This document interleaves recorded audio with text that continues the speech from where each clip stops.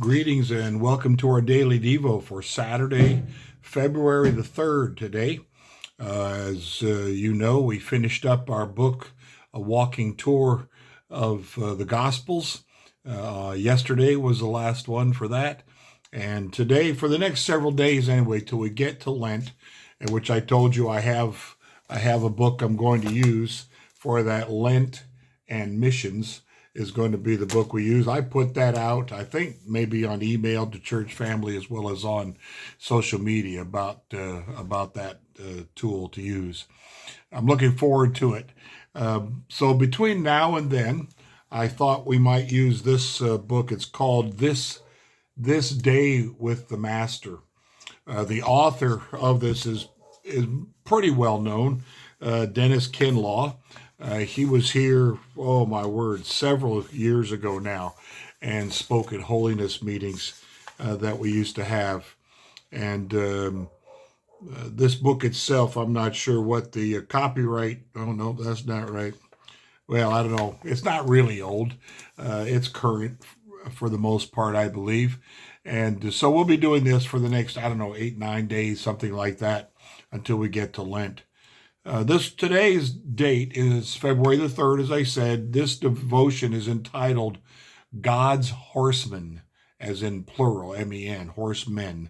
The passage that's cited here is the Old Testament prophet of Zechariah, chapter 1, verses 1 through 17. And just like our previous book, that passage is cited and then one verse is quoted. It's verse 10 of Zechariah 1. They are the ones the Lord has sent to go throughout the earth. I guess we'll find out what that means. There are times when, as Christians, we become discouraged with ourselves. And in our despair, we wonder if we can ever really be what God created us to be. Most commonly, this comes after some failure in our lives in which we know we've not done what God wanted us to do. Then in repentance, we come again to God. But there lingers in our heart the despair that comes from knowing that we have failed. This is exactly where the people of Israel found themselves during the Babylonian captivity. So they began to reconcile themselves to their failure by suggesting that perhaps this was all that God could do for them. They began to wallow in self-pity. They began to say that God had forgotten them. This is a miserable place for any believer to be in, drowning in pity and accusing God of forgetfulness. As humans, we're always looking to blame somebody. Adam and Eve did that. Adam said, this woman that you gave me. Eve said, this snake that tempted me. The buck gets passed all the time because we don't want to own up to our own failures.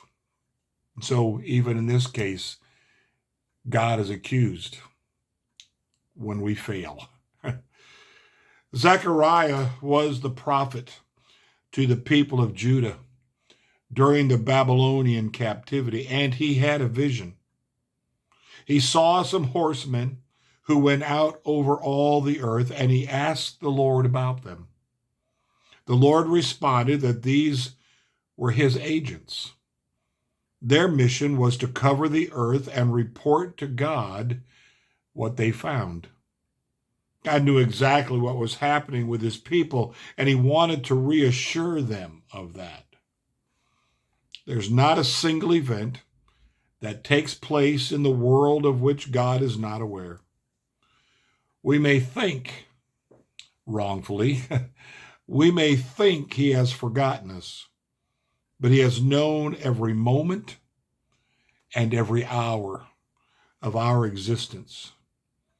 He knows everything that has happened to us. His eyes are on us, and they have never wavered. He does not forsake us. We are never out of his sight. I might add that word that we talk about in our church regularly to Dennis Kinlaw's devotion here today. At the end of all of that, Selah. Stop, pause, ponder this truth, think it through, lay claim to it. Let it flood your heart and mind that God is there. He's aware. There's not one detail that he does not know about. Not one issue, not one need, not one hurt. He knows it all. To Moses, he said, I've heard my people crying in Egypt. He is everywhere present, and he is knowledgeable about everything. The sending the horsemen through the earth was just for the help of frail humans who needed to have something like that said to them to strengthen their faith. I think of our devotion a few days ago. Blessed is he, Jesus says, who has not seen and yet believes. Our God is with us. His agents, his angels roam throughout the earth, knowing all that's going on and never missing all the days allotted to us before there was one. He had it on record. It's a relief. It's the cure for our fears and our worries. God knows. God has it. God has me. Blessings to you today on this Saturday.